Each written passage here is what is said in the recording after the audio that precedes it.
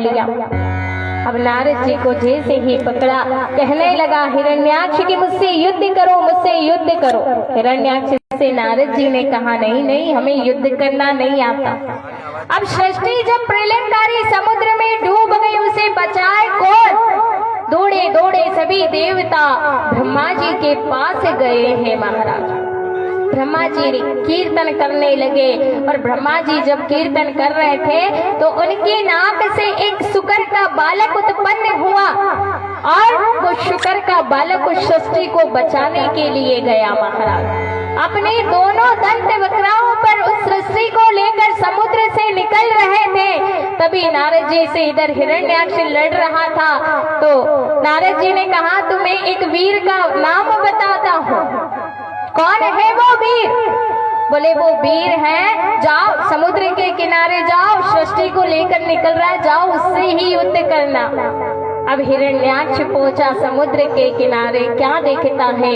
बरहा भगवान उस समुद्र से सृष्टि को लेकर निकल रहे थे। अब हिरण्याक्ष उनसे युद्ध करने लगा, युद्ध के लिए ललकारने लगा और जब लड़ने लगे महाराज तो भगवान ने बरहा यानी शुक्र रूप जो धारण किया था, बड़ा अवतार धारण करके अपनी गदा से हिरण्याक्ष का मस्तक अलग कर दिया महाराज। बोलिए बरहा भगवान की। हिरण्याक्ष का प्रभु ने वध कर दिया, लोभ रूपी हिरण्याक्ष को प्रभु ने मार दिया। अब लोभ को तो प्रभु ने मार दिया, लेकिन जब सृष्टि को लेकर के निकल रहे थे उसी समय सृष्टि के मन में अभिमान आ गया।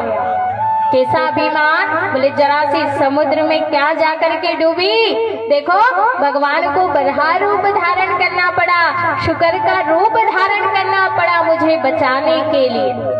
भगवान ने सोचा इसे अभिमान हो गया, बोले अब इसको कुछ ना कुछ अभिमान तो दूर करना पड़ता है महाराज। तो भगवान ने सृष्टि को जो उनके दंत वक्रा पर रखी थी, सृष्टि जो पृथ्वी रखी हुई थी, पृथ्वी से अलग भिन्न उन्होंने एक छोटा सा वृंदावन धाम दिखाया।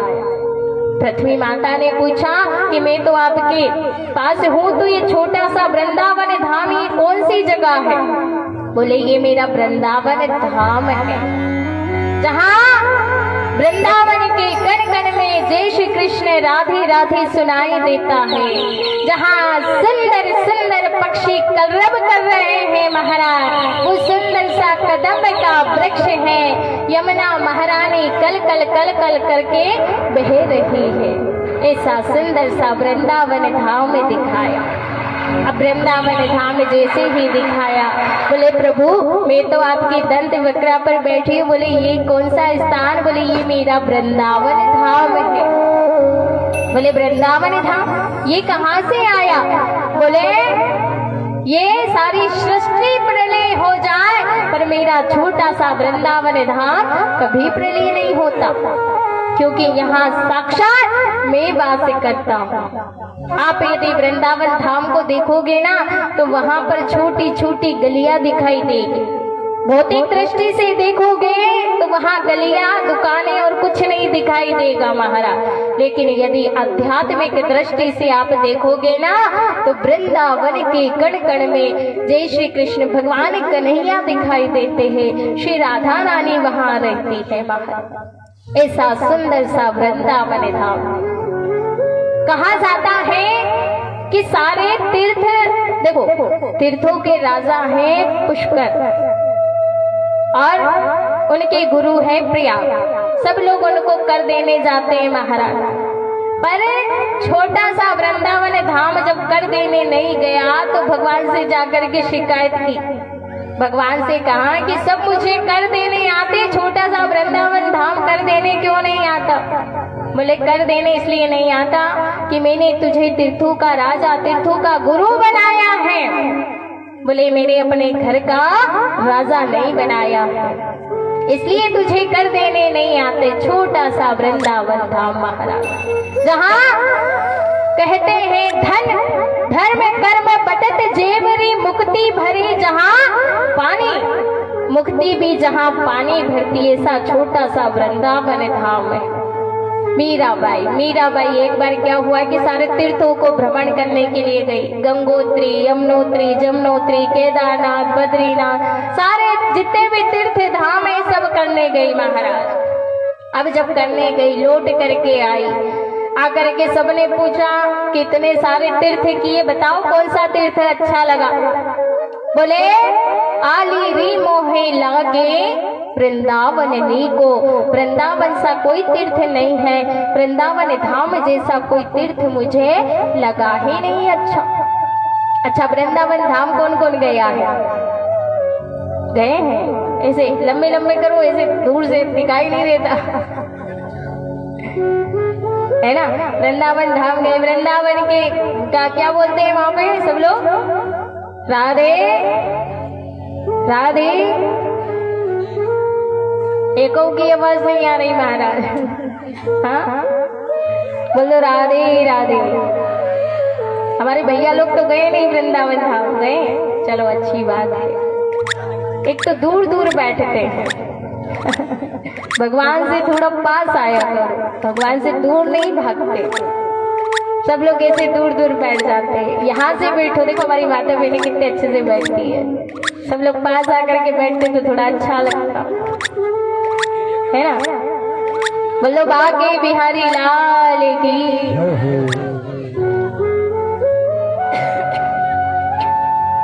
छोटा सा वृंदावन धाम का दर्शन करा। अच्छा आप लोग वृंदावन चलना चाहोगे? जिसने देखा वो तो अच्छी बात है, जिसने नहीं देखा वो बैठ के यहाँ से चले। क्या क्या है वृंदावन में? हाँ कौन कौन जाना चाहता है? सब लोग यहीं से देखो, ऐसे जाएंगे, बस से जाएंगे, गाड़ी से जाएंगे तो किराया लगेगा, है ना। अब यहीं से भाव से बैठ करके वृंदावन धाम का दर्शन करो है ना। बोलो बाकी बिहारी लाल की जय हो।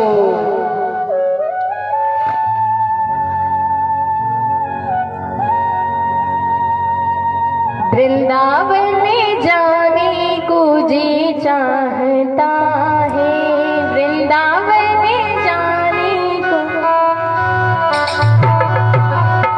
ऐसे नहीं जाना है, सब लोगों को ताली बजाते हुए जाना है ना, बड़े भाव से। वृंदावन में जाने को जी चाहता है, वृंदावन जाने को जी चाहता है। मेरा दीवाने को जी चाहता है,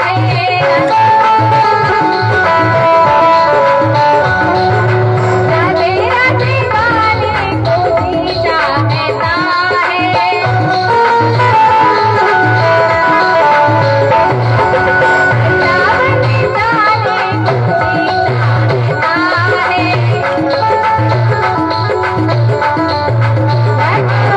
वृंदावन बिहारी लाल की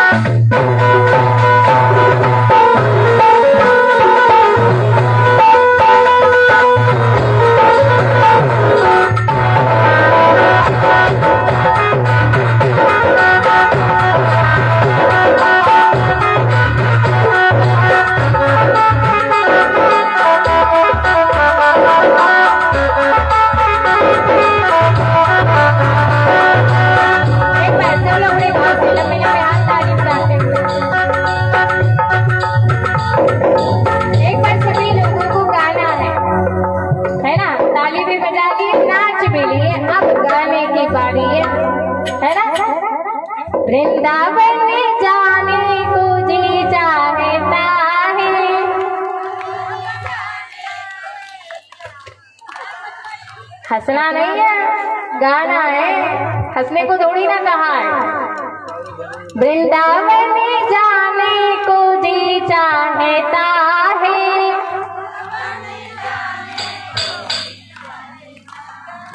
वृंदावन जाने को जी चाहता है। आप लोगों की तो बड़ी कम आवाज आ रही है। हाँ, भोजन करके नहीं आई क्या? देखो हमारे भाई लोग गा के दिखाएंगे आपको, सारे जितने बेटे कितने कम है आपसे, फिर भी देखना आप मत गाना, वो गाएंगे, ठीक है। वृंदावन जाने को जी चाहता है, आपको नहीं गाना है, हमारे भैया लोगों की आवाज सुनना, देखना इतने कम है फिर भी कितना अच्छा गाएंगे वो, देखो उधर। वृंदावन जाने को जी चाहता है,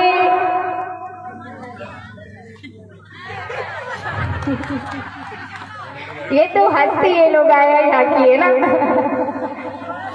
देखो कितना अच्छा गाते, देखो कितने कम है फिर भी इतनी ऊंची आवाज में आ रहा, इतनी सारी हो गई। देखो भैया लोग गाएंगे, वृंदावन जाने को जी चाहता है। देखो अब आपकी बारी, ठीक है, अब देख लेना। वृंदावन जाने को जी चाहता है,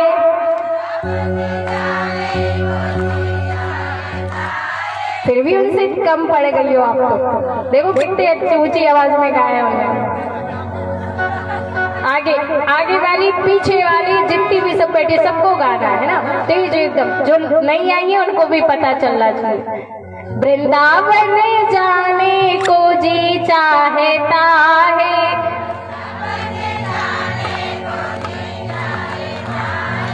राधे राधे गाने को जी चाहता है।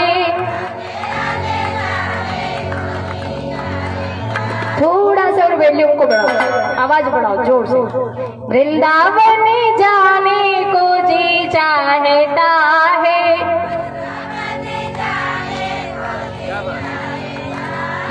राधे राधे गाने को जी चाहता है।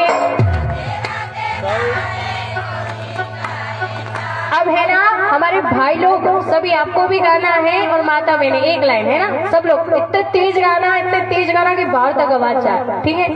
वृंदावन जाने को जी चाहता है,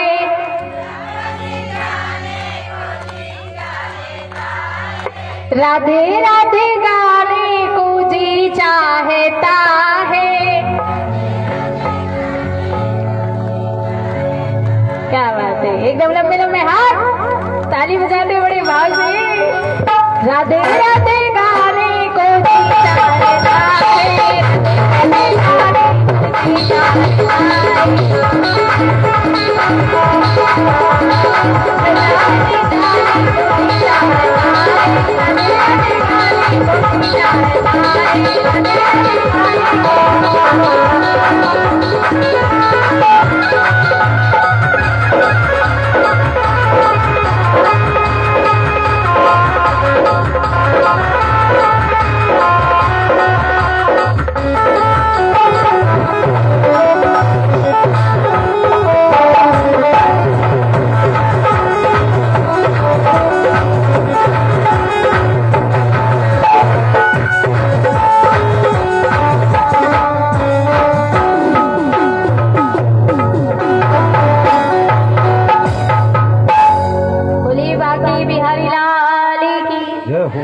वृंदावन बिहारी लाल की।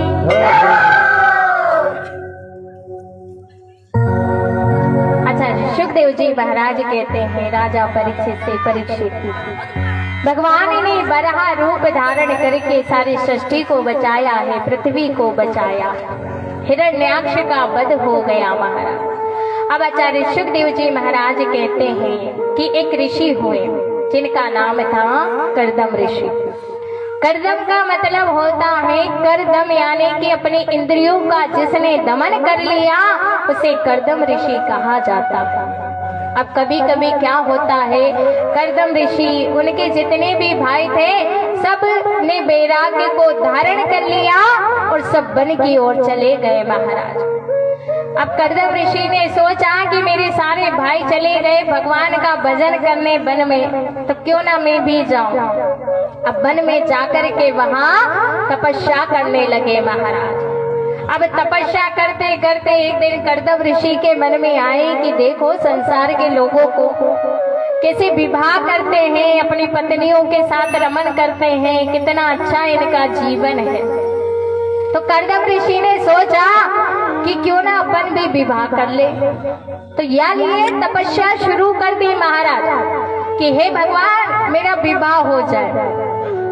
इसलिए जब तपस्या शुरू की, लेकिन कहते हैं कि यदि हम भगवान की भक्ति करते हैं, भगवान का भजन करते हैं, तो संसार की यदि कोई चीज की आस भी हमें होती है ना, तो फिर भगवान उसको अवश्य पूरी करते हैं महाराज। यहीं पर कर्दम ऋषि ने जब तपस्या की, क्योंकि तपस्या करते करते ये संसार की आशा ऐसी ही होती है महाराज। विश्वामित्र ने हजारों वर्ष तपस्या की, लेकिन मेनका नाम की एक अप्सरा ऐसी आई कि उसने विश्वामित्र की जो तपस्या थी उसको भंग कर दिया था महाराज। लेकिन आज कर्दम ऋषि को देखो, भगवान का भजन करते करते भक्ति करते करते मन में आया कि चलो विवाह करते हैं। भगवान ने कहा ठीक है विवाह करवाते कर्दम ऋषि का। तो एक दिन भगवान कर्दम ऋषि के सम्मुख प्रकट हो गए। बोले नारायण भगवान की जय हो। अब जैसे ही नारायण भगवान प्रकट हुए, कर्दम ऋषि ने हड़बड़ाकर आंखें खोली महाराज। आंखें खोलते ही पूछा कि प्रभु, जैसे ही कि बोले मांगो क्या वरदान चाहिए। बोले प्रभु आपको देख लिया, अब कोई वरदान की इच्छा नहीं है, आपका दर्शन हो गया, इससे बड़ा वरदान और क्या हो सकता है। भगवान भी मंद मंद मुस्कुराते हैं, मुस्कुरा करके कह रहे हैं कि मैं आपका विवाह दे करके आ गया हूँ। कर्दम ऋषि ने कहा विवाह दे करके आ गए। बोले हाँ, स्वयंभू मनु महाराज जिनकी कन्या देवहूति के साथ में आपका विवाह तय करके आ गया। बोले नहीं नहीं प्रभु, अब हमें विवाह नहीं करना। बोले विवाह तो करना पड़ेगा। आपने तपस्या किस लिए की? देखो तपस्या करते करते बूढ़े होने को आए। भगवान भी हंसते, देखो इन बूढ़ा महाराज को तपस्या करते करते अब विवाह के मन में इच्छा आई है, लेकिन भगवान इच्छा पूरी करते हैं। तो उन्होंने कहा विवाह तो करना पड़ेगा। कर्दम ऋषि ने कहा विवाह तो हम कर लेंगे, पर हमारी भी एक शर्त है। कैसी शर्त? बोले आपको स्वयं मेरे घर में पुत्र बनकर के आना पड़ेगा, तब जाकर के मैं विवाह करूंगा। भगवान ने कहा ठीक है, मैं आपके घर स्वयं पुत्र बनकर के आऊंगा, विवाह कर लीजिए। स्वयंभू मनु महाराज जिनकी पुत्री देवहूति, जो वहां नाजों से पली बड़ी थी महाराज, किसी बात की कोई कमी नहीं थी, राजकुमारी थी देवहूति। जब कर्दम ऋषि के साथ विवाह हो गया, वन में आ गई, जंगल में आ गई, कुटिया में रहने लगी महाराज। कुटिया भी ऐसी जिसमें हजारों बिल, कई सांप बिच्छू के बिल है नीचे, ऊपर देखो तो चिड़ियों ने घोंसले बना रखे हैं, कई बिल ही बिल दिखाई दी। कर्दम ऋषि ने कहा जैसा अच्छा लगे वैसा इस कुटिया को संवारो। तपस्या में बैठ गए महाराज। अब तपस्या में बैठे, देवहूति भी बड़ी पतिव्रता थी महाराज। जब कर्दम ऋषि तपस्या करने बैठे तो वहीं बस उनकी सेवा करती रहती थी महाराज। अब तपस्या करते करते करते 40 वर्ष बीत गए महाराज। लेकिन आज देवहूति का शरीर बूढ़ा होने को आ गया महाराज। कर्दम ऋषि ने 40 वर्ष के बाद अपनी आंखें खोली। जैसे ही देखा देवहूति सामने बैठी थी। अब 40 वर्ष तपस्या में, अब विवाह करे 40 वर्ष हो गए। पूछा तुम कौन? बोले याद कीजिए याद कीजिए। बोले स्वयंभू मनु महाराज की पुत्री में देवहूति। आपका विवाह और हमारा विवाह भगवान ने करवाया था। अच्छा याद आ गया, देवहूति तुम? बोले हाँ। बोले इतने दिन कहाँ रही? बोले मैं आपकी सेवा करती रही, पत्ते खा करके रह लेती, फल खा करके रह लेती महाराज। कर्दम ऋषि ने कहा कोई बात नहीं, एक तालाब बनाया, उसमें जाकर के जैसे ही डुबकी लगाई महाराज, तो कर्दम ऋषि तो हो गए 20 वर्ष के और देवहूति हो गई 16 वर्ष की महाराज। और जैसे ही देवहूति कर्दम ऋषि 20 वर्ष 16 वर्ष के हुए और वहां पर उस समय पश्चात भगवान कपिल, साक्षात श्रीमन नारायण का जो रूप है भगवान कपिल का वहां अवतरण होने वाला था महाराज। लेकिन भगवान को तो कुछ और ही मंजूर था। अब वहां पर उन्होंने कर्दम ऋषि ने सोचा कि कपिल भगवान का अवतार हो और मैं उनका दर्शन करूं और फिर से भगवान की तपस्या करने चला जाऊं। पर वहां तो भगवान ने सबसे पहले पुत्र नहीं, खुद नहीं आए, बोले एक पुत्री हुई, फिर पुत्री के बाद फिर पुत्री, पुत्री के बाद फिर पुत्री महाराज 9 पुत्री हो गई उनके यहाँ पर। अब 9 पुत्री हुई, जैसे ही हुई महाराज, अब कर्दम ऋषि ने सोचा कि ना जाने कब भगवान पुत्र बन करके आएंगे मेरे घर। 9 पुत्रियों के बाद महाराज भगवान श्रीमन नारायण स्वयं आज कपिल भगवान के रूप में कर्दम ऋषि और माता देवहूति के यहाँ प्रकट हो गए। बोलिए कपिल भगवान की जय हो। 9 पुत्रियों के बाद जैसे ही कपिल भगवान का प्राकट्य हुआ, इधर कर्दम ऋषि ने उन्हें प्रणाम किया। बोले प्रभु अब आपका दर्शन कर लिया, अब मेरे मन में कोई इच्छा नहीं है, अब मैं आपकी तपस्या करने जाता हूँ। कपिल भगवान का दर्शन करके कर्दम ऋषि वन में चले गए महाराज। लेकिन कहते हैं जो बहती गंगा में हाथ नहीं धोता ना वो महामूर्ख होता है। अब जैसे ये मानो कि साक्षात भगवान कपिल स्वयं साक्षात भगवान प्रकट हुए हैं। देवहूति ने मन में सोचा कि मेरे पति का जीवन देखो कैसा आदर्श जीवन है। कपिल भगवान का दर्शन करके वन में चले गए और एक मुझे देखो, आज मैया देवहूति ने कहा कि बहती गंगा में हाथ धो लेना चाहिए, इसलिए अपनी 9 पुत्रियों को बुलाया है। सब मिलकर के आज कपिल भगवान का पूजन करती है महाराज। क्योंकि कहा जाता है बहती गंगा में हाथ धोना, यदि गंगा मैया खुद चल करके हमारे पास आई हो ना तो उसमें हाथ धो लेना चाहिए, है ना। गंगा क्या करती है? गंगा पापों को काटती है महाराज। और आपके गांव में वो ही गंगा, ये ज्ञान गंगा है, श्रीमद् भागवत रूपी ज्ञान गंगा आपके नगर में बह रही है महाराज। पर इसमें जो गोती लगा लेगा, जो ज्ञान पूर्वक सुन लेगा, मान लो उसने बहती गंगा में हाथ धो लिया। और बहुत से लोग ऐसे भी होते हैं जो गांव में ही गंगा बह रही है फिर भी हाथ धोना नहीं जानते, है ना। जानते कि नहीं जानते? होते ही बहुत से लोग, कम से कम 100 में से 1-2 मान लो, सब एक जैसे नहीं होते। लेकिन कहा जाता है बहती गंगा यदि ज्ञान गंगा है तो उसमें हाथ धो लेना चाहिए महाराज। आज कपिल भगवान का पूजन करते हैं। देवहूति ने आज कपिल भगवान ने कहा मैया ये आप क्या कर रही हो? बोले आप मेरा पूजन क्यों कर रही हो? बोले आप साक्षात भगवान मेरे घर आए हैं, मुझे तो पूजन करना ही है। आज कपिल भगवान से प्रश्न पूछती है और यहीं से शुरू होता है श्रीमद् भागवत कथा में देवहूति कपिल संवाद प्रारंभ, जो श्रीमद् भागवत कथा का पहला संवाद है महाराज। देवहूति पूछती है प्रभु इंद्रियों को वश में कैसे किया जाए? इंद्रियों को वश में करने का तरीका क्या है? बोले इंद्रियों को वश में करना है तो पहले रसना को जीतो।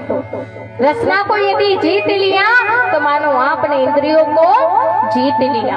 बोले अहर्निश मुस्कुराओ, हमेशा मुस्कुराते रहना चाहिए महाराज, हंसते हुए रहना चाहिए। हम क्या कहते हैं कि थोड़ा सा दुख आता है और ऐसे उदास सा मुंह बना लेते हैं और बैठ जाते हैं महाराज। पर कहा जाता है कि चाहे दुख हो चाहे सुख हो, पर हमेशा हंसते रहो, क्योंकि हंसना भी प्रभु की एक प्रकार की भक्ति है। अहरनिश मुस्कुराओ, हमेशा मुस्कुराते रहना चाहिए महाराज। अरे कितना अच्छा जीवन दिया है भगवान ने, है ना। देखो हमें जैसा जीवन दिया है ना वैसा किसी को नहीं दिया। गाय को देखो, कुत्ते को देखो, बोल सकते हैं क्या? हंस सकते हैं क्या? नहीं बोल सकते, ना ही हंस सकते हैं। हमें कितना अच्छा जीवन दिया है, बड़ी भाग मानुष तन पावा। इतना अच्छा जीवन दिया है, हंस सकते हैं, बोल सकते हैं, सब कुछ कर सकते हैं महाराज। हाथ दिए करने के लिए, हंसने के लिए, बोलने के लिए जिह्वा दी है महाराज। लेकिन हम फिर भी थोड़ा सा दुख हुआ, थोड़ा सा कुछ हुआ, बस ऐसे मुंह बना करके बैठ जाते हैं। समय का कोई भरोसा नहीं महाराज। हम कहते हैं ना हमारे जीवन में बड़ी टेंशन है। आजकल जिससे पूछो वो कहता रहता टेंशन है, इस बात की टेंशन, उस बात की टेंशन, इस बात की टेंशन। किस बात की टेंशन महाराज? जीवन में 3 बातें याद रखो। जो होगा वो होकर ही रहेगा। आप चाहे उसमें कितना भी कुछ कर लो, आप उसे टाल नहीं सकते। और जो नहीं होगा वो कभी भी नहीं होगा महाराज। और जो हो रहा है ना वो ही प्रभु की इच्छा है। जिसने ये 3 बातें अपने जीवन में बिठा ली ना महाराज, तो समझो उसकी फिर टेंशन गायब हो जाती है। सब कुछ प्रभु के ऊपर छोड़ दो। जो होगा, जैसा होगा, सब प्रभु आपकी देन है। आपने मुझे भेजा है, सब जैसा करना है आपको वैसा ही करो। हम कौन होते हैं कुछ करने वाले? आज पूछती है देवहूति मैया मैया कि मन को कैसे काबू करे। बोले काबू करना, हरनिश मुस्कुराओ। दूसरा, जीवन में 3 प्रकार की भक्ति अपनाओ। कैसी? बोले सबसे पहले है संबंध। परमात्मा से संबंध बनाओ। कैसा संबंध? बोले हमारे कितने सारे जीवन में रिश्तेदार होते कि नहीं होते? ये हमारी बुआ है, ये हमारे फूफा है, ये मेरे मामा है, ये मेरी मामी है, ये मेरे ननंद का बेटा है, ये मेरी ननंद है। कितने सारे रिश्ते हैं हमारे संसार में। पर एक बात याद रखना, दुनिया के रिश्ते नाते एक समय कोई काम नहीं आता। हम कहते हैं ना, हम जैसे फोन लगाएंगे आज तो हमारे काम है, आप काम आ जाना, तो वो कहेंगे कि नहीं नहीं आज मैं काम नहीं आ सकता। तो भैया मुसीबत तो आज है हम पर, और आज यदि हमारे काम नहीं आओगे तो फिर आपका क्या मतलब है? और ऐसी मुसीबत में कौन काम आता है? बोले भगवान काम आते हैं। भगवान ही हमारे काम आते हैं, कोई काम नहीं आता महाराज। हम कहते तो एक संबंध प्रभु से जोड़ो कि प्रभु आप हमारे हो। घर में यदि 5 सदस्य हैं तो ये कहो कि हम 5 नहीं, हम 6 सदस्य हैं। हमारे ठाकुर जी, हमारे लाला, हमारे भगवान भी हमारे साथ रहते हैं महाराज। एक संबंध बनाओ। दूसरा है समर्पण। भगवान को सब कुछ समर्पण कर दो। ऐसी कौन सी चीज है जिसे मैं अपनी कह करके भगवान को चढ़ाऊं? आजकल कोई कहता है ना कि हमने भगवान को, भोलेनाथ को जल चढ़ाया। कभी सोचिएगा कि आप जैसे ये भगवान को फूल माला चढ़ा रहे हैं, रोज लेकर के आ रहे, बाप ने सोच लिया कि हम चढ़ा रहे हैं फूल, हम लेकर के आए। ये जो फूल है, जल है, आप भगवान को चढ़ाते हैं, कभी आपने सोचा कहाँ से आया? सोचा? कभी नहीं सोचा होगा कि फूल कहाँ से आया। ये जल जो हम भोलेनाथ पर चढ़ाते वो कहाँ से आता है? जो दूध चढ़ाते हैं वो कहाँ से आता है? और जो हम खेतों में अन्न बोते हैं वो अन्न कहाँ से आता है? वो जल हाँ आया होगा आपके कुएं से, आया होगा आपके बोरवेल से, आपके हैंडपंप से आया होगा, लेकिन वो जल जो है आपने घर में बोरवेल लगवाई महाराज, कहोगे नहीं हमारे यहाँ तो जल है, बड़ा अच्छा पानी है, जल है, लेकिन कभी सोचा वो जल आया कहाँ से? चाहे कितनी बोरवेल खुदवा लो, लेकिन प्रभु की कृपा नहीं होगी ना तो उसमें पानी कभी नहीं आ सकता महाराज। प्रभु की कृपा से वो जल आया है। ये फूल माला चाहे जितने आप पेड़ पौधे लगा लो, खूब बगीचे लगाओ, खूब सजा लो बगीचे को, हरे हरे वृक्ष उड़ जाएंगे, हरे हरे पेड़ लग जाएंगे, लेकिन वो फूल कब लगेगा, वो फूल कब खिलेगा? जब उस प्रभु की कृपा होगी, उस भगवान की कृपा होगी, जब वो फूल खिलेगा। नहीं तो ऐसे पेड़ खड़े रहते महाराज, फूल नहीं लगते। बहुत सारे पेड़ खड़े रहते, फूल नहीं आते हैं। किसकी कृपा से आते हैं? बोले प्रभु की कृपा से आते। आज खेतों में आप लोग अन्न बोते हो, आप चाहो तो अन्न जाकर के बो दो, फिर कहो कि अन्न उग जाएगा, आराम से सब कुछ हो जाएगा, लेकिन नहीं, जब तक प्रभु की कृपा नहीं होगी ना, आपके खेतों में दाना भी नहीं लगेगा। कुछ भी करो महाराज, ये कुछ ऐसी कौन सी चीज है जिसे मैं अपनी कह करके भगवान, आज फूल माला हम चढ़ा रहे हैं तो ये भी प्रभु की दी हुई फूल माला है महाराज। तो ऐसी कोई सी चीज नहीं है जिसे मैं अपना कह करके प्रभु को समर्पित करूं। जो कुछ है प्रभु वो सब कुछ आपका है। दूसरा है संबंध समर्पण, और तीसरी भक्ति है विश्वास। प्रभु पर विश्वास बनाओ। आज कोई काम रुका है तो प्रभु उस काम को अवश्य करेंगे, और कोई नहीं कर सकता, भगवान ही उस कार्य को करेंगे। आज विश्वास रखो प्रभु पर। और यदि आज कोई काम बिगड़ रहा है हमारा, तो भगवान पर ये विश्वास रखो कि आगे बहुत अच्छा काम बनेगा, शायद इसीलिए आज हमारा काम बिगाड़ा है प्रभु ने। तो तीन भक्ति, ये तीन प्रकार की भक्ति जब जीवन में आएगी, भक्ति को पार करते करते जब प्रेम की परिस्थिति में व्यक्ति पहुंचता है, प्रेम की 10 परिस्थितियां होती है, और 9वीं परिस्थिति को पार करके फिर 10वीं परिस्थिति में व्यक्ति पानी की तरह बहने लग जाता है महाराज। वैसा ही देवहूति मैया के साथ हुआ।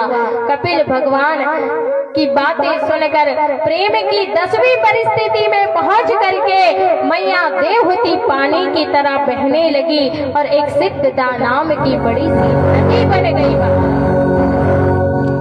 सिद्धदा नाम की जैसे ही नदी बनी, भगवान कपिल ने देवहूति माता को प्रणाम किया और सीधे चले गए गंगा सागर क्षेत्र में। हम कहते हैं ना, सारे तीर्थ बार बार और गंगा सागर एक बार। अच्छा, कौन कौन गया गंगा सागर? कोई नहीं गया। मकर संक्रांति के समय जाते हैं गंगा सागर। गंगा सागर ऐसा क्षेत्र है जहाँ कपिल भगवान का सुंदर सा आश्रम है, बड़ा सुंदर सा दृश्य है महाराज। गंगा सागर क्षेत्र में भगवान कपिल का आश्रम, वहाँ कपिल भगवान चले गए। ये तो हुआ स्वयंभू मनु महाराज की पहली कन्या का वर्णन, यानी कि देवहूति का। इसके पश्चात स्वयंभू मनु महाराज की 2 कन्याएं और थी देवहूति के बाद। उनका नाम, एक का नाम था आकृति और एक का नाम था प्रसूति। आकृति का विवाह यज्ञ नारायण भगवान के साथ हुआ। हम यज्ञ करते हैं ना, यज्ञ, उन्हीं यज्ञ नारायण भगवान के साथ आकृति का विवाह हुआ। और प्रसूति नाम की जो कन्या थी स्वयंभू मनु महाराज की, वो राजा दक्ष प्रजापति के यहाँ बिहाई गई। और राजा दक्ष प्रजापति की कन्या का नाम है सती। कौन नहीं जानता महारानी सती को, जिनका विवाह भगवान शंकर के साथ हुआ था महाराज। महारानी सती अनाहुत होने के बाद भी अपने पिता के, एक बार उनके पिता राजा दक्ष प्रजापति ने यज्ञ किया महाराज, लेकिन भगवान भोलेनाथ को नहीं बुलाया। अब भोलेनाथ को नहीं बुलाया महाराज, तो अब सती महारानी क्या करती? माता बहनें ऐसी ही होती है, अपने पिता के यहाँ कोई काम होना तो दौड़ी दौड़ी चली जाती है महाराज। उसी प्रकार मैया सती भी अपने पिता के यज्ञ मंडप में गई, पर वहां अपने पति का अनादर देखा, वे सहन नहीं कर पाई और योगाग्नि में स्वयं को भस्म कर दिया महाराज। भगवान के गणों ने यज्ञ को विध्वंस किया और भगवान के गणों ने जब यज्ञ को विध्वंस किया, यज्ञ के आचार्य भृगु आदि ऋषियों को दंडित कर वहां से भगा दिया। भोलेनाथ को जब मैया सती के जाने का समाचार मिला तो उन्होंने अपनी जटाओं को जमीन पर पटक दिया, जिससे वीरभद्र नाम का एक वीर उत्पन्न हुआ। उसने आकर के यज्ञ को विध्वंस कर दिया महाराज और प्रजापति दक्ष को पकड़ करके उसका मस्तक अलग कर दिया। जैसे ही मस्तक को अलग किया महाराज, अब श्रीमन नारायण भगवान आए, भोले बाबा को बुलाया गया। भोले बाबा ने राजा दक्ष प्रजापति को बकरे का मुख लगाया। बड़ी सुंदर सी कथा है, लेकिन आगे और भी कथा कहनी है, इसलिए तो उनको बकरे का मुख लगाया और भोले बाबा सती की देह को लेकर के चले गए। अब सती की देह को लेकर के चले गए, इधर भोले श्रीमन नारायण पहुंचे तो उन्होंने उस देह का 51 टुकड़े कर दिए महाराज अपने सुदर्शन चक्र से, और जहां जहां वो 51 टुकड़े गिरते गए वहां एक विशेष प्रकार की योगिनी पीठ बन गई, जिसे हम सभी शक्ति पीठ के नाम से जानते हैं। ये तो हो गया स्वयंभू मनु महाराज की 3 कन्याओं का वर्णन। इसके बाद स्वयंभू मनु महाराज के 2 पुत्र हुए, एक है प्रियव्रत और दूसरे हैं उत्तानपाद, और इन्हीं उत्तानपाद के बेटे हैं ध्रुजी महाराज, जिन्होंने संत की कृपा से भगवान को पा लिया महाराज। ध्रुजी महाराज, उत्तानपाद किसे कहते हैं?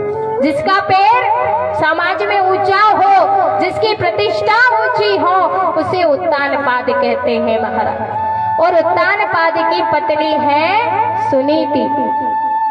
सुनीति कहते हैं, शास्त्र कहता है ना ग्रहम ग्रहिणी ग्रह मुच्यते, वास्तव में घर को घर नहीं कहते, बल्कि गृहिणी को ही घर कहते हैं। जिस घर में नारी का आदर होता है, सम्मान होता है, उस घर में देवता वास करते हैं। अब जिस घर में कहीं पति आए और अपनी पत्नी को गालियां काटे महाराज, तो वहां पर देवता कभी नहीं वास करते। अब ऐसा भी नहीं है कि बिल्कुल पत्नी एकदम बंठन की नहीं नहीं, जहाँ हम स्त्रियां होती हैं वहाँ देवता वास करते, लेकिन उसी तरह की स्त्री होनी चाहिए महाराज। स्त्री भी उसी प्रकार की होनी चाहिए, उसी तरह की स्त्री होनी चाहिए जो भगवान से प्रेम करती है, सबका आदर करती है, सबका सम्मान करती है महाराज। वहाँ भगवान वास करते हैं। अब सुरुचि से उत्तानपाद जो राजा थे, उन्होंने गंधर्व विधि से विवाह कर लिया और सुनीति को घर से बाहर निकाल दिया महाराज। अब सुनीति कहाँ जाती? संतों के आश्रम में रहने लगी। गर्भवती अलग थी उस समय। अब सुनीति तो संतों के आश्रम में रहने लगी। एक दिन संतों के आश्रम में ही उनके यहाँ पुत्र हो गया महाराज, जिसे हम सभी जानते हैं। कहते हैं कि ध्रुजी महाराज सुनीति के गर्भ से प्रकट हुए हैं, जन्मे हैं महाराज। अब सुनीति ने सोचा कि अपने पुत्र को होनहार बिरबान की होती चीखने पर मैं अपने बेटे को बड़ा अच्छा बनाऊंगी, संस्कारवान बनाऊंगी। यानी सुनीति अपने बच्चे को लेकर के जब कथा में बैठती थी ना संतों की, तो वहां अपने बेटे को गोद में लेकर के बैठ जाती थी। और बच्चों को कथा में अवश्य लाओ महाराज, लेकिन ऐसा भी नहीं है कि बच्चे मस्ती कर रहे हैं और हम कथा सुन रहे हैं। बच्चों को भी कथा सुनवाओ, क्योंकि सुनते सुनते सुनते उनमें अच्छे संस्कार डलते हैं महाराज। कानों में जब आवाज जाएगी, सत्संग सुनेंगे तो उनके विचार अच्छे बनेंगे। कहते हैं बालक की सबसे बड़ी गुरु माँ ही होती है। माँ चाहे तो बेटे को चोर बना दे, माँ चाहे तो बेटे को डाकू बना दे महाराज, और माँ ही अगर चाहे तो बेटे को बहुत अच्छा संत बना दे, ज्ञानी बना दे, महात्मा बना सकती है महाराज। क्योंकि एक बार क्या हुआ, जैसे ऐसे कथा चल रही थी, अब ऐसे सब लोग कथा सुनने आए महाराज। एक पंडित जी कथा कह रहे। अब पंडित जी ने देखा कि रोज एक बालक कथा सुनने आता था, और बालक को कितनी क्लास में पढ़ता था? बोले 8वीं क्लास में बालक पढ़ता था। अब रोज कथा सुनने आए अपनी दादी के साथ महाराज। अब रोज कथा सुने। पंडित जी ने एक दिन देखा कि कितने भाव से बैठ के, प्रेम से बैठ के कथा सुनता है ये बालक। एक दिन पंडित जी ने उसकी दादी को बुला करके कहा, ये जो तुम्हारा बच्चा है ना, बोले बड़ा प्रेम से कथा सुनता है, कहीं संत ना बन जाए, कहीं ज्ञानी ना बन जाए, कहीं महात्मा ना बन जाए। तो उसकी दादी ने जानते हो क्या कहा? बोले महाराज मैं कथा बता तो नहीं सुनती, मेरे पोते को ही देखती रहती हूँ कि कहीं ये संत ना बन जाए, कहीं ज्ञानी ना बन जाए, कहीं महात्मा ना बन जाए। पंडित जी ने कहा कि संत बनना मजाक समझ रखा है क्या? संत किसी लाल पीले हरे रंग का नाम नहीं होता। ऐसे संत बने तो 50 पैसे की जोग या रंग की पुड़िया में रंग लो कपड़े, हो गए संत। कपड़े पहन लो संत के, संत बनने में क्या जाता है? किंतु संत तो एक संस्कृति का नाम है महाराज। जिसने काम को जीता, जिसने क्रोध को जीता, जो सबकी भलाई करता हो, जो मन में सोचता हो वो वाणी से बोलता हो, जो वाणी से बोलता हो वो कर्म में करता हो, ये संत के लक्षण होते हैं महाराज। आज सुनीति ने भी मन में सोचा मेरे बेटे को यशस्वी, मनस्वी, तेजस्वी, तपस्वी बनाऊंगी। संतों के आश्रम में बैठी रहती। अब एक दिन क्या हुआ कि संतों ने सुनीति से कहा कि बेटी हम तुम्हारी सेवा से बड़े प्रसन्न है, वरदान मांगो। अब इधर जो सुरुचि थी उसके कोई बेटा बेटी नहीं था महाराज। सुनीति ने कहा कि संत जी यदि वरदान देना चाहते हो तो एक वरदान दे दो। क्या?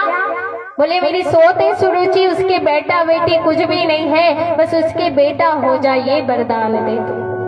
तो एकदा पुत्र मम कमा रूप लालिनम ध्रुवम नारु रक्षंतम उत्तमम नारु रक्षण।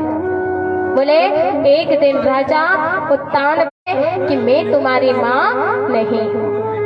बोले जाओ वन में जाओ, वन में जा करके भगवान का भजन करो, और भगवान का भजन करो। जब भगवान वरदान मांगने को कहे दो, जब तुम मेरे गर्भ से जन्म लोगे तब तुम ऐसे मंच पर बैठने के अधिकारी बनोगे। बोलो असीनाथ मान्य मन स्त्री गर्भ समृतम नूनम वेद भवानी यश दुर्लभे अर्थे मनोरथा। बोले देखो आज हम कथा सुन रहे हैं, किस लिए सुन रहे हैं? ताकि ये जो आने जाने का चक्कर है महाराज ये छूट जाए। पर सुरुचि ने अपने गर्भ को इतना सुंदर मंदिर माना, इतना सुंदर मंदिर माना कि उसमें आने के लिए भी भगवान की तपस्या करना जरूरी है। आज ध्रुव जी महाराज जैसे सोते हुए सर्प को कोई डंडे से प्रहार कर देना, उसी प्रकार आज ध्रुव जी महाराज श्वास पर श्वास, श्वास पर श्वास, श्वास पर श्वास चढ़ाए दौड़ते जा रहे हैं। अपनी माँ को जाकर के सारी बात बताए। जानते हो उनकी माँ ने क्या कहा? बोले बेटा सुरुचि ने कोई गलत थोड़ी ने कहा है, जाओ वन में जाओ, वन में जाकर के भगवान को ढूंढो, भगवान की भक्ति करो। ध्रुव जी महाराज ने कहा मैया आप भी ऐसे कहती हो, पर ये भगवान रहता कहाँ है? बोले सर्वत्र, सभी जगह भगवान रहता है, आप उन्हें खोजने का प्रयास करो। आप एक बार जाओ तो सही, ढूंढो तो सही, ऐसी कौन सी जगह है जहाँ भगवान नहीं रहता? कण कण में प्रभु का वास है, कण कण में ढूंढोगे तो हर कण में प्रभु बसता है। बस हमारी आंखों का नजरिया चाहिए महाराज। आंखों से देखेंगे भगवान, आध्यात्मिक आंखों से देखेंगे तो कण कण में प्रभु दिखाई देते हैं। आज ध्रुव जी महाराज निकल पड़े हैं, लेकिन सबसे बड़ी बात है आज ध्रुव जी महाराज, तो फिर भगवान हमें नहीं मिल सकता।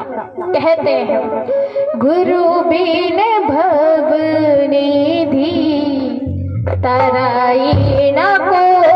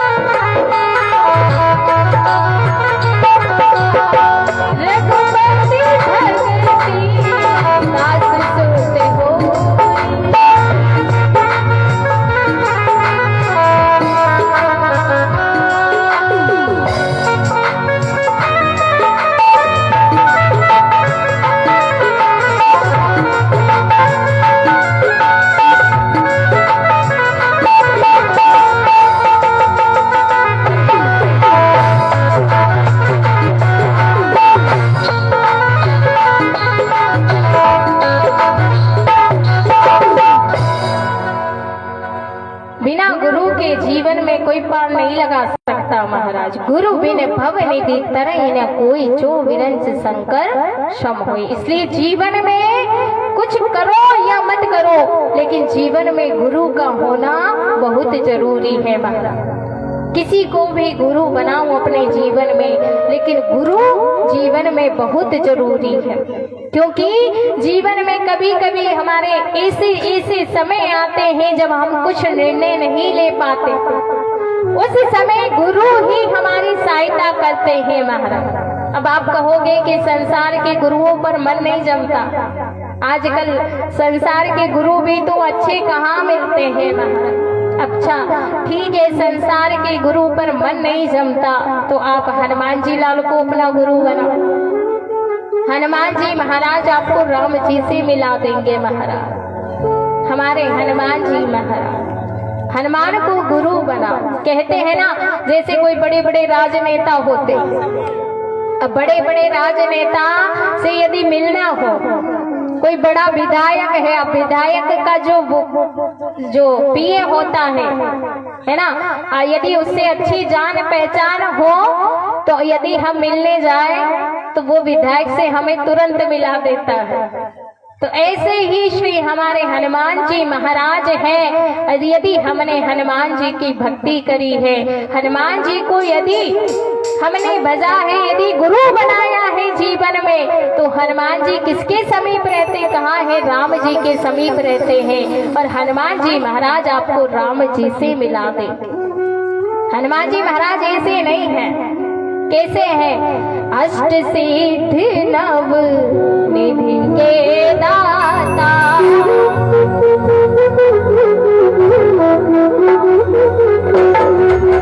असवर दीने जानकी माता,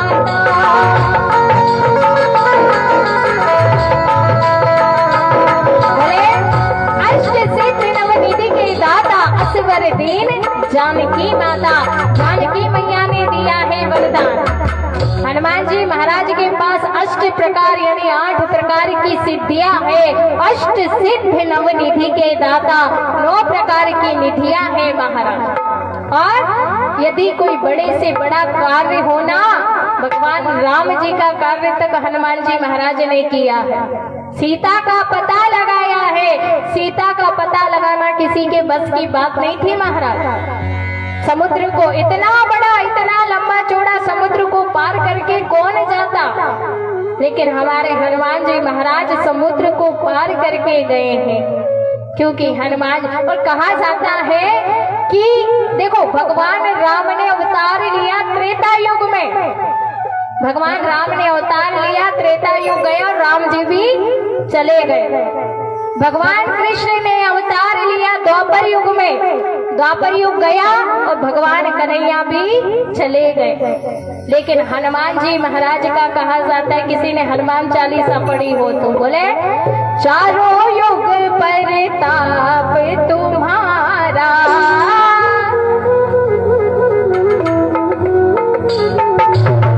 चारों युग परताप तुम्हारा,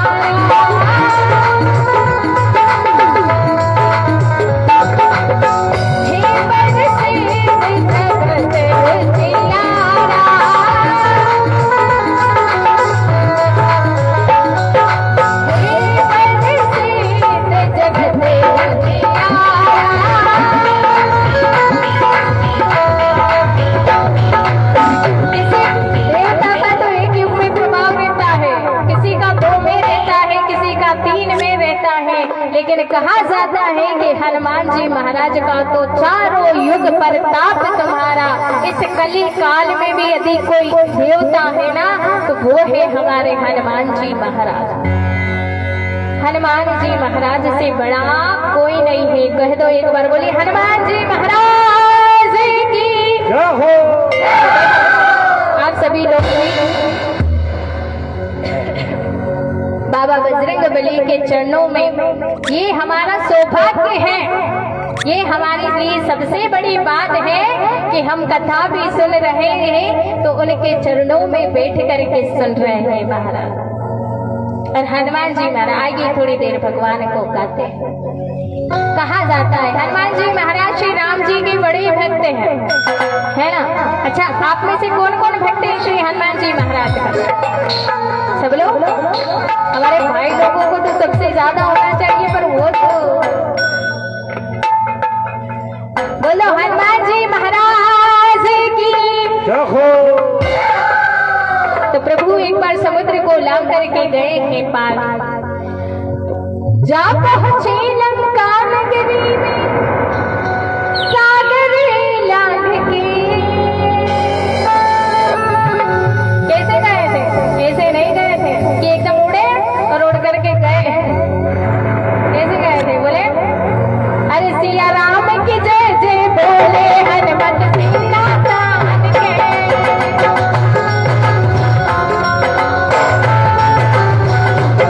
सिया राम की जय जय बोले हनुमत सीता तान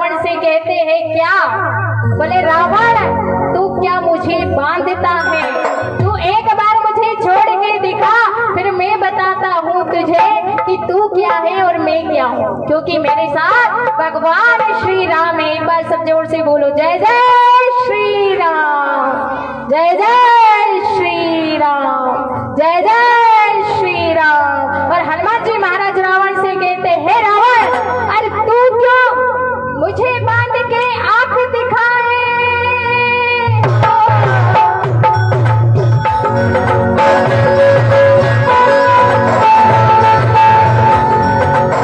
उन्होंने कहा कि मुझे बांध के इसे आंख मत दिखाओ, मुझे थोड़ा फिर मैं बताता हूँ, क्योंकि मैं राम जी का दास हूँ। एक बार सब लोग बोलो हनुमान जी महाराज की, हनुमान जी महाराज की। आवाज कम आ रही है, मतलब हनुमान जी के दरबार में बैठ के, मतलब उन्हीं के साथ कंजूसी सबको देख रहे हो। बोलो हनुमान जी महाराज की। और सब लोग एकदम लंबे लंबे हाथ और ताली बजाते बड़े भाव से, अरे सिया राम की जय जय बोले हनुमत सीता कान के। राम की जय बोले सीता कान के। सिया राम की जय बोले हनुमत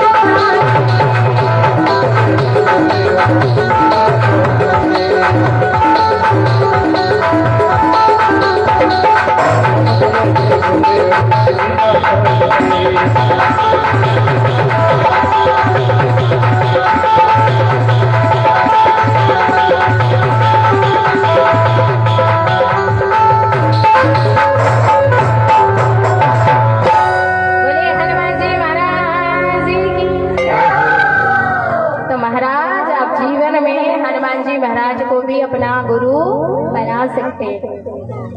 यदि संसार के गुरु पर मन नहीं जमे तो आप हनुमान जी महाराज को गुरु बनाएं। आज ध्रुव जी महाराज जब निकले हैं तो बीच में नारद जी मिल गए। कहते हैं संत कृपा से बड़ी है भगवंत कृपा, संत मिल जाए तो भगवान भी मिल जाते हैं। आज नारद जी को अपना गुरु बनाया है ध्रुव जी महाराज ने। नारद जी ने कहा जाओ वृंदावन में जाओ, यमुना स्नान करो, रसना को जीतो, धीरे धीरे फल खाना, पत्तियों को खाना। और ध्रुव जी महाराज ने ऐसा ही किया। वृंदावन चले गए, यमुना का स्नान किया। पहला महीना चल रहा है भजन का।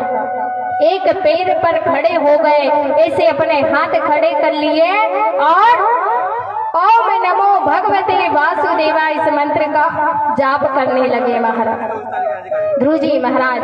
पहला महीना बीता, दूसरा, तीसरा, चौथा, पांचवा।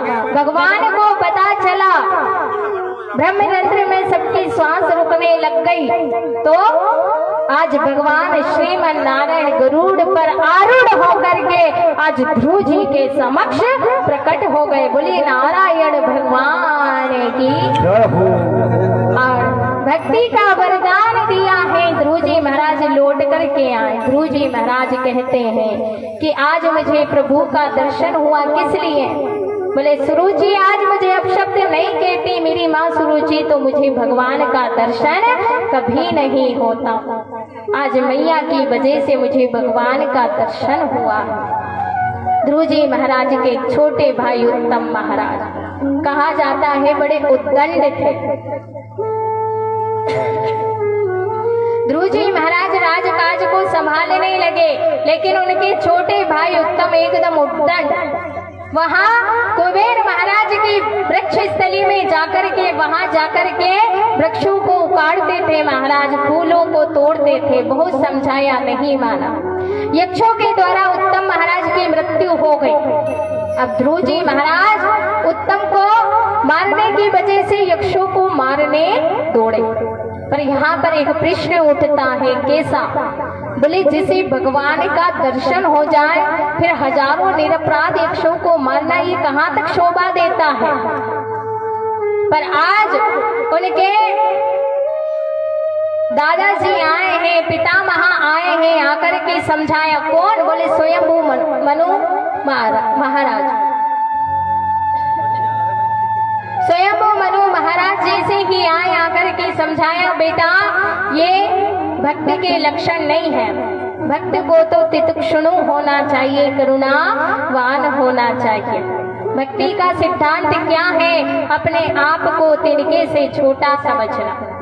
इसके बाद जैसे ही समझाया, निरपराध यक्षों को छोड़ दिया। उत्तम को मारा तो उन्होंने कहा ठीक है कोई बात नहीं। ध्रुव जी महाराज उनके वंश में आगे चल करके उनके पुत्र उत्कल हुए, अंग हुए, राजा बेन हुए, जिन्होंने इस धरती पर अनेकानेक अपराध किए हैं। कहा जाता है यदा देवीषु वेदेषु गोषु विप्रेषु साधु सहा मई दस्तवः, बोले यहाँ जो गायों की हत्या करता हो, जो गो ब्राह्मणों की बुराई करता हो, ब्राह्मण के प्रति अनादर का भाव रखता हो, जो साधुओं को हीन दृष्टि से देखता हो, महाराज राजा बेन उन्होंने गलत संगत किया महाराज, और संतों के श्राप से उनकी मृत्यु हो गई। राजा पृथु को प्रकट किया गया।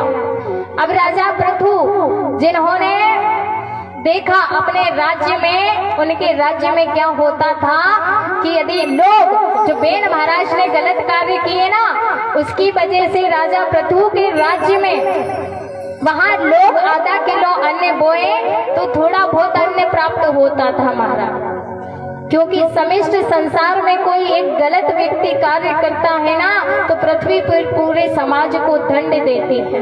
पृथु महाराज पृथ्वी को मारने दौड़े। पृथ्वी ने कहा कर्म करो, जब तक कर्म नहीं करोगे ना तब तक फल भी नहीं मिलता महाराज। कहा जाता है कर्म ना जायन्ते जंतु कर्मणेव विलीयते, सुखम दुखम भयम शैवम कर्मणेव भावी पद्धते।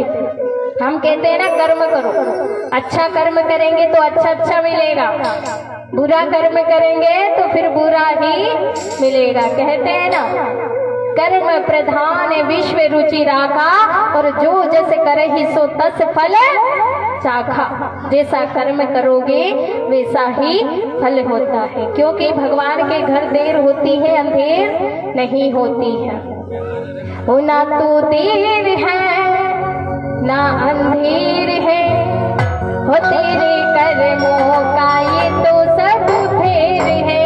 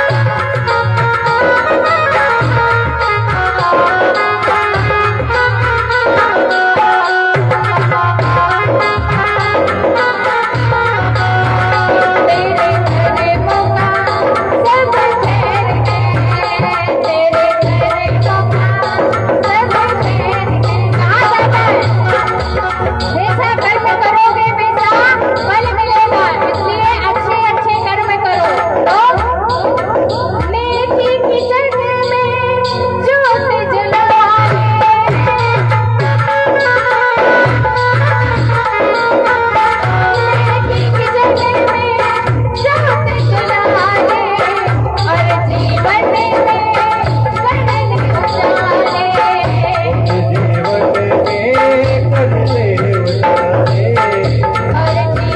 में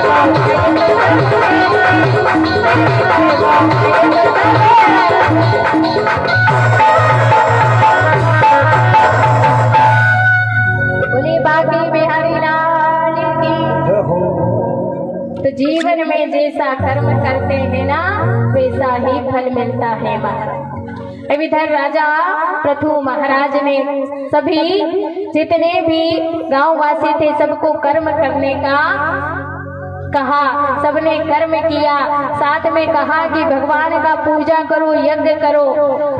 इधर पृथु महाराज ने यज्ञ पर यज्ञ करना शुरू कर दिया महाराज। और जब 99 यज्ञ चल रहा था, भगवान प्रकट हो गए, मांगो वरदान क्या चाहिए।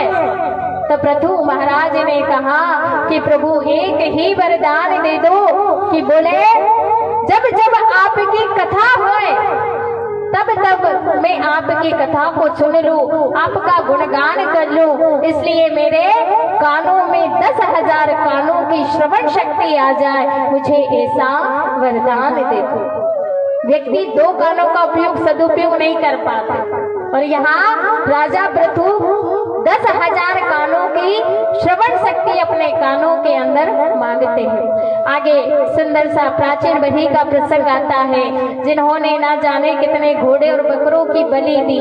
वहां पर नारद जी समझाने आते हैं और शरीर के ऊपर उन्होंने बहुत सुंदर समझाया है। और क्योंकि समय काफी हो चुका है, आप लोग कहोगे दीदी ऐसी कथा कहती है, बोले कि बहुत देर बैठना पड़ता है, क्या करें, ये भगवान की कथा है। मैं नहीं चाहती कि आप कथा करा रहे हैं तो एक कथा का अंश भी छूटे, इसलिए थोड़ा समय लग जाता है। माना कि 3 घंटे, देखो कथा 3 घंटे में पूरी नहीं होती। हरि अनंत, हरि कथा अनंता, ये कथा तो अनंत है, जितना इसमें डूबोगे उतना ही आप डूबते चले जाओगे, समय का भी पता नहीं चलता महाराज। तो इसलिए आप कहोगे कि दीदी घर जाके भोजन बनाना है, वापस फिर मायरे में भी आना है, बोले जल्दी से छुट्टी कर दो, है ना। तो बाकी की कथा, आज की कथा का हम यही विश्राम करेंगे और जितनी कथा है कल। और एक सूचना हो, सभी लोग ध्यान से सुनिएगा, एक बार सब लोग प्रेम से बोल दो राधे राधे, राधे राधे। अब बाजना जरा जोर से बोलो, बोलो राधे राधे। खुश करके तो पहुंचाओगे ना मुझे यहाँ से, अच्छा तेज बोल के, एकदम इतना तेज कि गांव तक आवाज है ना। आज तीसरा दिन है, छोड़ देते हैं। देखो जिस प्रकार आज तीसरा दिन है, अब आप कहते हो ना नचाती नहीं, अब देखते कल कितना नाचती हो। कल देखेंगे आपको, कल क्या है, क्या है कल, हाँ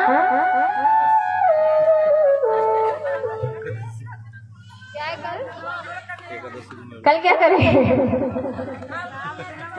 कल तो बुधवार है।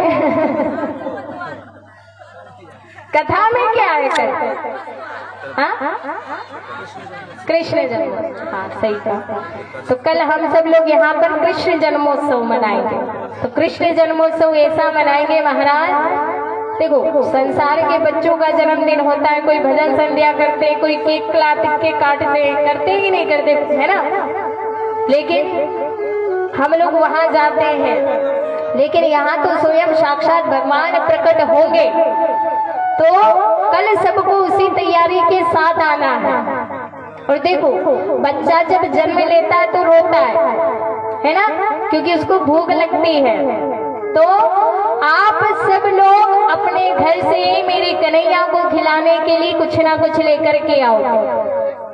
देखो हम तो सीधा सा बोल देते, कोई खाली हाथ नहीं आएगा, कुछ ना कुछ आपको मेरे कन्हैया को खिलाने के लिए लेके आना। कोई दही लाना, कोई दूध लाना, कोई चॉकलेट लाना, कोई मिठाई लाना, कोई जिससे जैसा बन जाए, कोई बिस्किट, जो भी आपकी श्रद्धा है कि हम हमारे कन्हैया को ये खिलाना चाहते हैं, आप वही आपकी पसंद की चीज लाओ और हमारे कन्हैया को खिलाओ। सबको, है ना?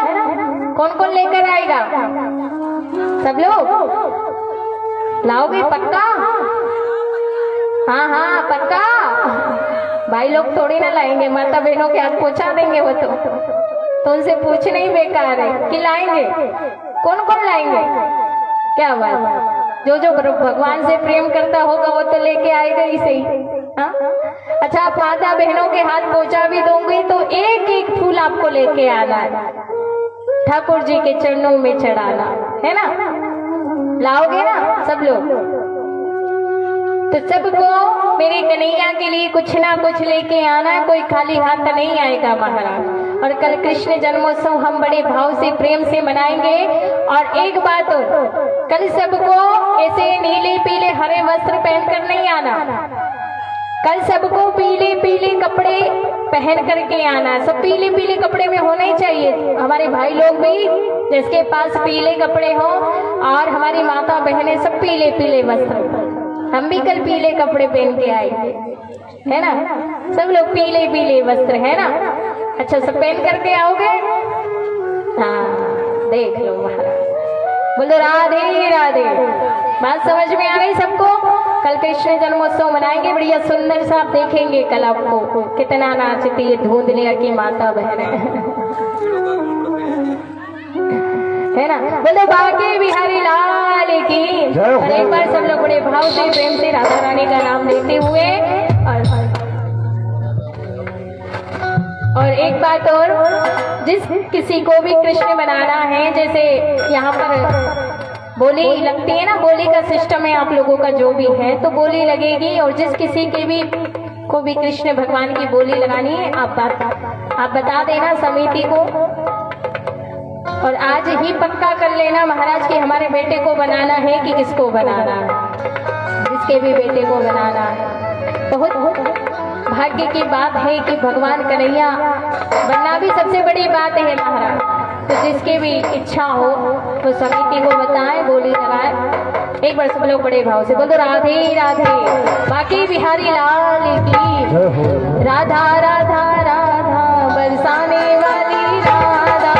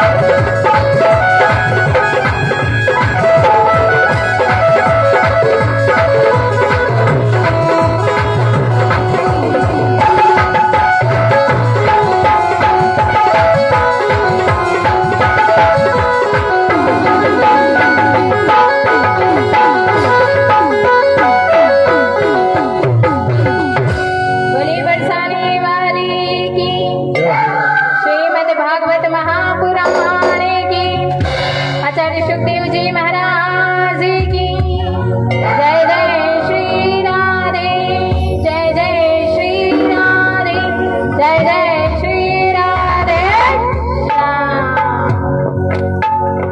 सब लोग आरती के लिए खड़े हो जाएंगे और आगे आ जाए। सब लोग भाई लोग भी आगे आ जाए। जो भी आसपास इस पांडाल के बाहर यदि कोई व्यक्ति है तो वो भी सब आरती के लिए आगे आ जाए। सभी माता बहनें भी आगे आ जाए। सब लोग बड़े भाव से प्रेम से आरती करेंगे सब लोग। और सबको सूचना मिल चुकी है, कल सब अपनी व्यवस्था के साथ आए। कल पीले पीले वस्त्र पहनकर कन्हैया को कुछ कन्हैया के लिए लेकर सब अपने अपने घर से आएंगे। कल कथा का समय 12 बजे है ना, क्योंकि इधर में लेट हो जाता है, फिर रात को फिर मायना चलता है।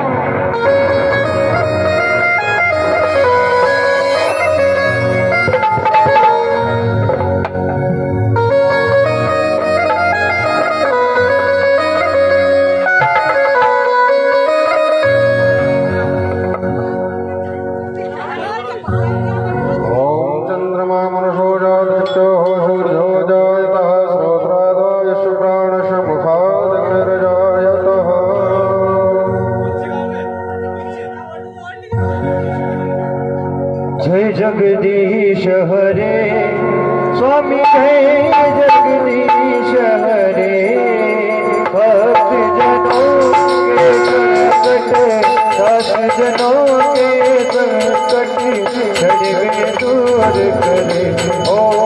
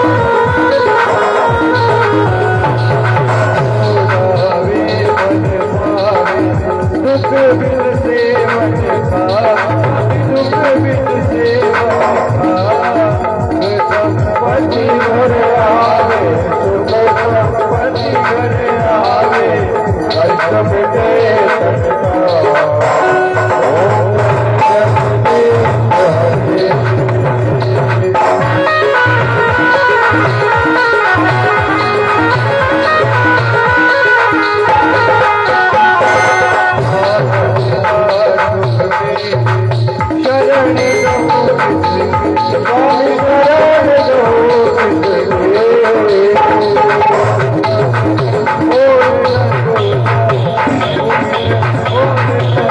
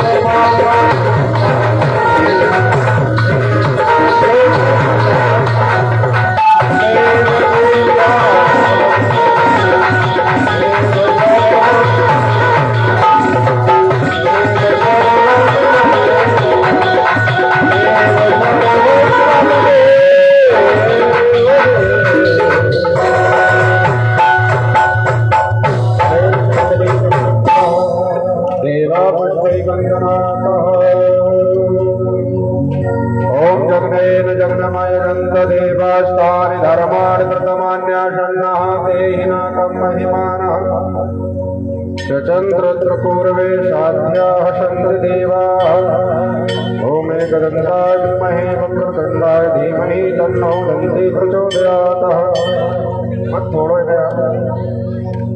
ओम एकदन्ताय विद्महे वक्रतुण्डाय धीमहि तन्नो दन्ति प्रचोदयात् बलप्रदाय च विद्महे कर्मणस्यै च धीमहि तन्नो घोरी प्रचोदयात् ओम नन्दनन्दनाय विद्महे यशोदावत्सलाय धीमहि तन्नो कृष्णः प्रचोदयात् ओम वृषभारूढाय च विद्महे कृष्णप्रियाय च धीमहि तन्नो राधिका प्रचोदयात् ओम अंजनीनन्दनाय विद्महे वायुपुत्राय धीमहि तन्नो हनुमत् प्रचोदयात् नाना सुगंधि कपड़ा कपड़ा उधर कपड़ा उसका नाना सुगंधि पुष्पाणि यथा कालो भवानि च